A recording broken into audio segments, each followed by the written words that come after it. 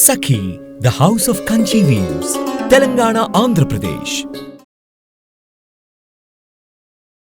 నమస్తే రమగారు. నమస్తే జయ. రమగారు, మనము శరన్నవరాత్రుల స్పెషల్ ఎపిసోడ్స్ చేస్తా ఉన్నాం. ఇక రెండవ రోజు, ఈ రోజు యొక్క విశిష్టత ఒక్కసారి మాట్లాడుకుందాం. రెండో రోజు ఆశ్వీజ శుద్ధ విధియ. ఈ రోజున అమ్మవారిని గాయత్రీదేవి అలంకారంలో వెలయిస్తారు.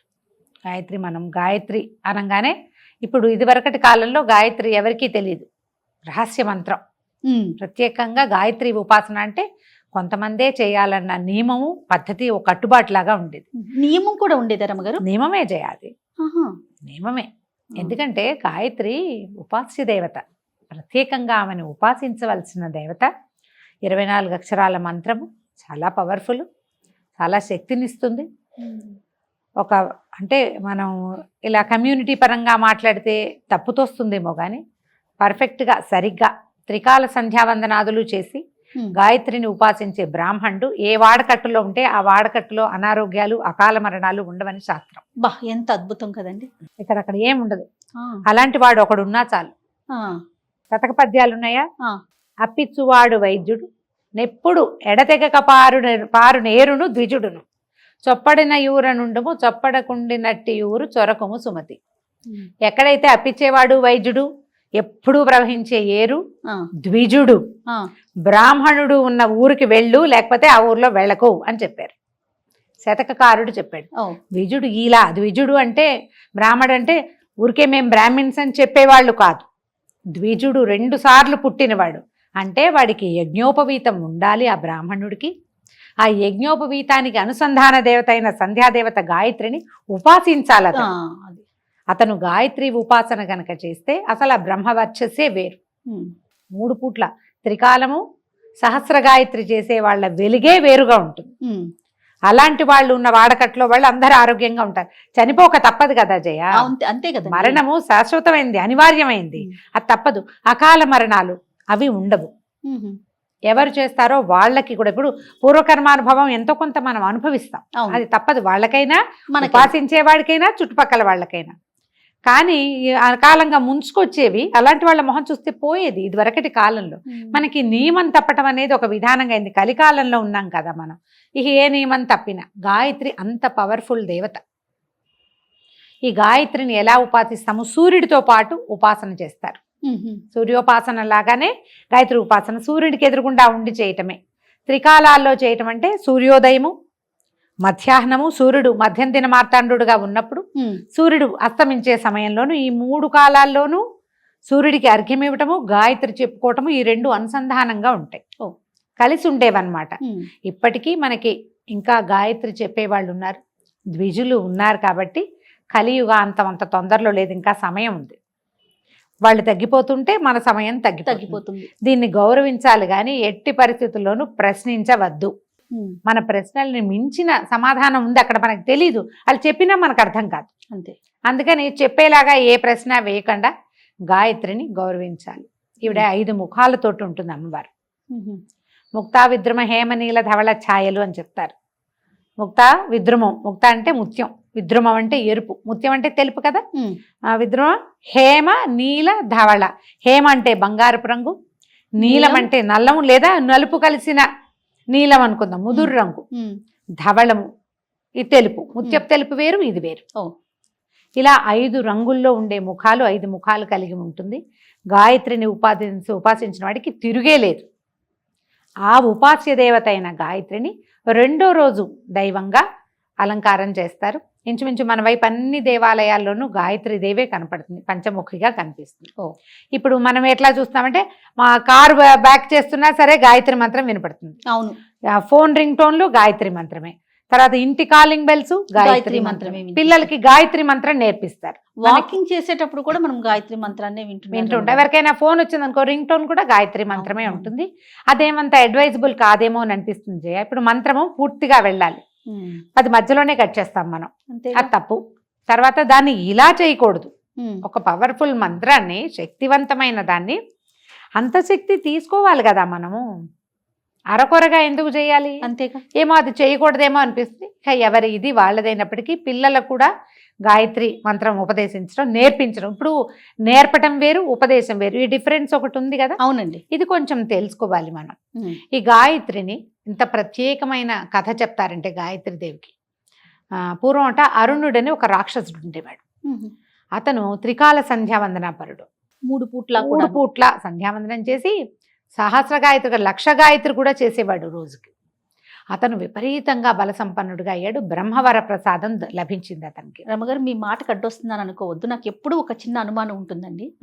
రాక్షసులు అంటే రాక్షస దేవతలు ఉండరా? మన దేవతల్ని ఎందుకు పూజిస్తారు, కొలుస్తారు? ఇట్లా అంటే ఎడతెరిపి లేకుండా వారి అనుగ్రహం కోసం పూజా విధానం ఎందుకు ఫాలో అవుతారండి? రాక్షసులకి వేరే దేవతలు ఉండరు. రాక్షసులంటే అది ఏదో విచిత్రమైన జాతి కాదమ్మా. వాళ్ళందరూ బ్రాహ్మణులే, కశ్యప ప్రజాపతి సంతానమే, బ్రహ్మ వల్ల జన్మించిన వాళ్ళు, బ్రహ్మ సంతతి. గుణాలు రాక్షస గుణం. లాగేసుకోవాలి, అంతా నేనే ఉండాలి. ఆసురీ ప్రవృత్తి అంటాను చూడు. కొన్ని ఇప్పుడు మనమే ఉంటాం, మనలో కొన్ని రాక్షస గుణాలు అంటే మనకు కూరలు ఉన్నట్ట, కూరలు కొంగులు ఉన్నట్టు కాదు, గుణం అలాంటిది ఉన్నట్టు. వీళ్ళు కూడా అంతే. ఇప్పుడు రావణాసురుడు అసుర లక్షణం, శివభక్తుడు, మహాశివభక్తుడు, పరమేశ్వరుని నేల మీదకి దింపేసిన వాడు. అవును. రుద్రమిని వాయించి శివుణ్ణి ప్రత్యక్షం చేసుకున్నాడు. ఆత్మలింగాన్ని పట్టుకెళ్ళగలిగిన ఘనుడు. మరి ఇప్పుడు ఏదో అయితే ఎలా చేయగలిగాడు? రాక్షసులు, అసురులు అని, మన దానవులు అని చెప్పే వీళ్ళందరూ కూడా బ్రహ్మ సంతానమే. ఆయన నుంచి బట్టి కశ్యప ప్రజాపతి దేవతలకి రాక్షసులకి కూడా తండ్రి. వీళ్ళందరూ ఒక జాతికి చెందిన వాళ్ళే. ఇందులో ఏమైంది? ఇంకా ఇంకా ఇంకా వాళ్ళు తపస్సులు మానేసి క్రూరత్వపు లోపల ఒక ప్రవృత్తి తలెత్తుతోంది. ఇంకా క్రూరతని అనుసరించి వెళ్ళారనుకో, వాళ్ళు మెల్లిగా తరాల వెంబడి ముందుకెళ్లేసరికి క్రూరత్వమే మిగులుతుంది. కానీ వాళ్ళలో తపస్సు, సాధన, భగవదారాధన మిగలదు. మిగలక చివరికి చివరి జాతులకు వెళ్ళేసరికల్లా ఏమవుతుంది? మనకి కుక్కమూతి పిందెలు పుడతాయని చెప్తాం. అలాగే వీళ్ళలో ఏంటంటే విపరీతమైన ప్రవృత్తి ఉన్న వాళ్ళు పుట్టారు. కానీ వాళ్ళందరూ కూడా ఇక్కడి నుంచే సంతానం. DNA ఒకటే, అదొకటే ఉంది. అయితే అరుణుడి కథ చెప్తున్నా. అరుణుడు తీవ్రమైన తపస్సు చేసి అతను ఎట్లాంటి వరం సంపాదించాడంటే, నాకు మరణం వద్దు, నో మరణం అని అడిగాడు. బ్రహ్మదేవుడు ఒప్పుకోలే. నాయన, మరణం లేకుండా వరం కుదరదు, మరణం అనివార్యం. కావాలంటే నువ్వు ఇంకో కొన్ని వేల ఏళ్ళు బతకచ్చు, వరం మార్చి అడగమంటే, అయితే ద్విపాత్తులు చతుష్పాత్తుల వల్ల మరణం లేదు అని అడిగాడు. మరణం లేకుండా వరం కావాలి. ద్విపాత్తులంటే మనలాగా 2 కాళ్ళ మీద నడిచేవాళ్ళు. చతుష్పాత్తులంటే జంతువులు, 4 కాళ్ళ మీద నడిచే ఏ జంతువు వల్ల. ఇప్పుడు ద్విపాత్తులతో మరణం లేదనుకో, మనుషులతో లేదు. అప్పుడు ఏ పులినో ఏ సింహాన్నో చేసి చంపేస్తారు.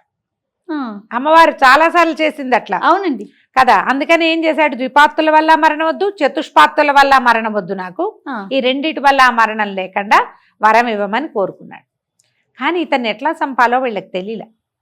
అప్పుడు పరమేశ్వరుడి దగ్గరికి వెళ్తే ఆయన ఏం చెప్పాడంటే, ఇతను గాయత్రి మంత్ర అనుష్ఠానపరుడు, గాయత్రి మానేస్తేనే వీడిని మీరు సంహరించగలరు అని చెప్పేసరికి వీళ్ళు బాగా ఆలోచించి, నువ్వు మంత్రం చేస్తున్నావు, అది మానే అంటే వాడు ఎందుకు మానతాడు? అదే నీ బలం రా అంటే అసలు మాంట కదా. బృహస్పతిని ప్రేరేపించి పంపించారట దేవతలు. అప్పుడు బృహస్పతి వెళ్ళి సోదరా అని సంబోధిస్తే అరుణుడికి నచ్చల.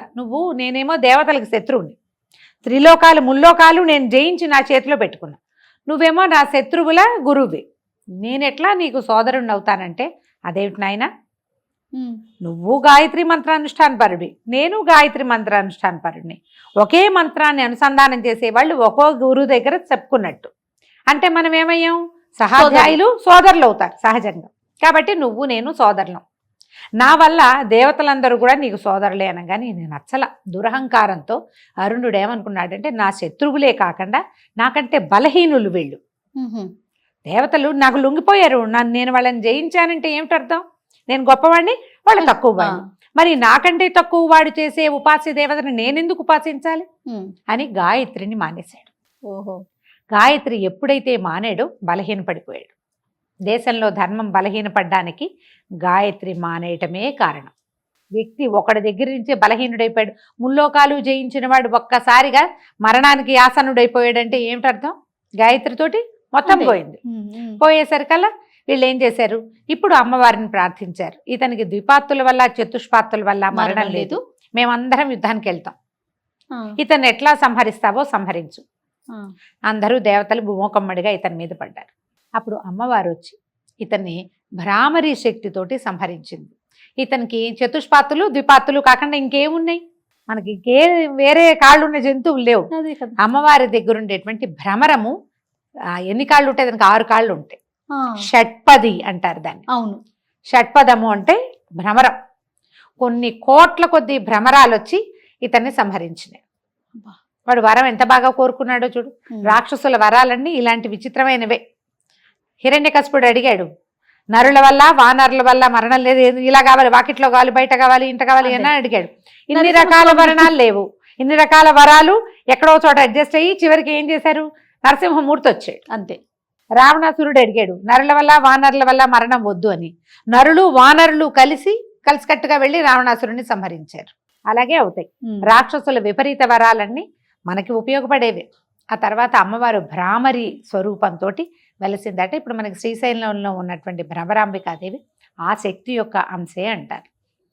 ఆమెని దగ్గర ఉండేటువంటి ఆ నాదమే భ్రామరిగా మారింది. ఓంకారంలో ఒక రకమైన శబ్దం వస్తుంది, అంటుంది అది. మనం మీరు లోపల ఓంకారం చేసుకుని చూడండి. అవునండి, ఒక నిమిషం తర్వాత పెదవులు మొహం అంతా తిమిరికిపోయినట్టు అయిపోతుంది, వైబ్రేషన్ లాగా అనిపిస్తుంది. ఈ షట్పదము తిరుగుతుంటే ఆ వైబ్రేషన్ వస్తుంది. ఆ వైబ్రేషన్ నుంచి పుట్టినవే ఇవి. అవి వెళ్ళి సంహరించినాయి. గాయత్రి అంత పవర్ఫుల్. ఆమె వల్లే ఈ భ్రామరి స్వరూపం వచ్చింది. అయితే ఈ రోజున అమ్మవారికి కొబ్బరి అన్నం నివేదన చేస్తారు. ఈవిడ ఎర్రటి రంగులో ఉంటుంది, 5 ముఖాలు కనిపిస్తాయి కదా, ఎర్రని వస్త్రధారణ చేస్తుంది. అక్కడక్కడ కాషాయ వస్త్రధారణ కూడా మనకు చూపిస్తారు గాయత్రికి. కాషాయం రిచ్ ఆరెంజ్ కలర్ కానీ ఎరుపు మనం వేసుకున్న లాంటి ఎర్రటిదైనా వస్త్రాన్ని సమర్పించవచ్చు. మందార పువ్వులు సమర్పించండి. ఈ గాయత్రికి అష్టోత్తరం చక్కగా దొరుకుతుంది. ఒక ప్రార్థనా శ్లోకం కూడా చక్కటి శ్లోకాలు దొరుకుతాయి. ఒక ప్రార్థనా శ్లోకం చేసుకోవటము, కొబ్బరన్నం నివేదన చేయటం. దాంతో పాటుగా మనం రోజువారీ పెడుతున్నట్టుగానే పెసరపప్పు, నానబెట్టిన పెసరపప్పు ఏమంటాం, వడపప్పు, తర్వాత పానకము నివేదన చేసుకోవటం. ఉదయకాలం చేయగలిగినంత సేవాకాలం చేసుకుని సాయంకాలం కనుక మనం ఈ అమ్మవారిని పూర్తిగా ఆరాధన చేసుకోవచ్చు. గాయత్రి ప్రత్యేకమైన స్వరూపంలో కనిపిస్తుంది. ఈ 5 ముఖాలున్న స్వరూపంతో అమ్మవారిని ఉపాసన చేస్తే, నమస్కారం చేసుకుంటే అత్యద్భుతమైన ఫలితం వస్తుంది. ముందు ఈవిడ సంధ్యాదేవత అవటం వల్ల మనకి మనుషులకి బద్ధకము అవి తగ్గుతాయి, నియమపాలన అవి ఏర్పడతాయి. దానికోసం మనం ఈ అమ్మని ఆరాధించాలి. రమ్మగారు, శరన్నవరాత్రులు ఏ రోజుకు ఆ రోజే ప్రత్యేకం కదా. అవును. అత్యంత శక్తిగల రోజు అంటే ఏం చెప్పుకోవాలంటారు? దుర్గాష్టమి చెప్పాలి. అష్టమి అనండి. అష్టమి అమ్మవారు ఆ రోజు జన్మించిందని చెప్తారు. అష్టమి నాడు అంటే అప్పటిదాకా సాత్విక స్వరూపాల్లో కనపడుతున్న అమ్మ తీవ్ర రూపం దాల్చింది దుర్గా అష్టమి రోజు, అష్టమి నాడు. అక్కడి నుంచి చూడు, అష్టమి నవమి నాడు పూర్తిగా అమ్మవారు ఒక విపరీతమైన స్వరూపంలోకి వచ్చేసింది. ఇవన్నీ చూడు, సాత్విక రూపాలు బాల, గాయత్రి, కాత్యాయని, మహాలక్ష్మి, సరస్వతి సాత్విక రూపాల్లో కనిపిస్తుంది. ఆమె ప్రయత్నం చేసింది సాత్విక రూపాలలో రాక్షసుల్ని సంహరించడానికి, దుష్ట శిక్షణ చేయటానికి ప్రయత్నం చేసింది. సాత్విక రూపంతో సాధ్యపడటం లేదు అని తెలిసిన కొందికి మనకి సరస్వతి స్వరూపం కూడా శుద్ధ సాత్విక స్వరూపంలాగా కనబడుతుంది. కానీ నీల సరస్వతి స్వరూపంలోనే ఆవిడ శుంభుల్ని వధించిందని చెప్తారు. మూలా నక్షత్రం రోజు, మూలా నక్షత్రం అప్పుడే ఆవిడ జన్మ నక్షత్రము అదేను. అప్పటికే ఆవిడ రూపం మార్చుకుంది. ఆ తర్వాత వచ్చేటువంటి చండీ స్వరూపం సప్తమి నాడు చండీ, అష్టమి నాడు దుర్గా. క్రమంగా చూడు, దుర్గాకి వచ్చేసరికల్లా తీవ్రమైన స్వరూపం వచ్చేస్తుంది. అంటే ఏమైనా సరే వీళ్ళని పూర్తిగా అణచాలంటే సంహరించాల్సిందే. దానికోసమని ఇలాంటి సంహార శక్తిగా రూపొందాల్సిందేనని భావించి అక్కడికి స్వరూపం పూర్తిగా మార్చుకుంది. మనం ఎక్కడ చూసినా పవర్ఫుల్ స్వరూపము, శక్తి స్వరూపిణిగా కనపడుతుందంటే దుర్గా స్వరూపమే. సంతోషం గారు, నమస్తే. నమస్తే జయ. Anchors dress courtesy by Saki.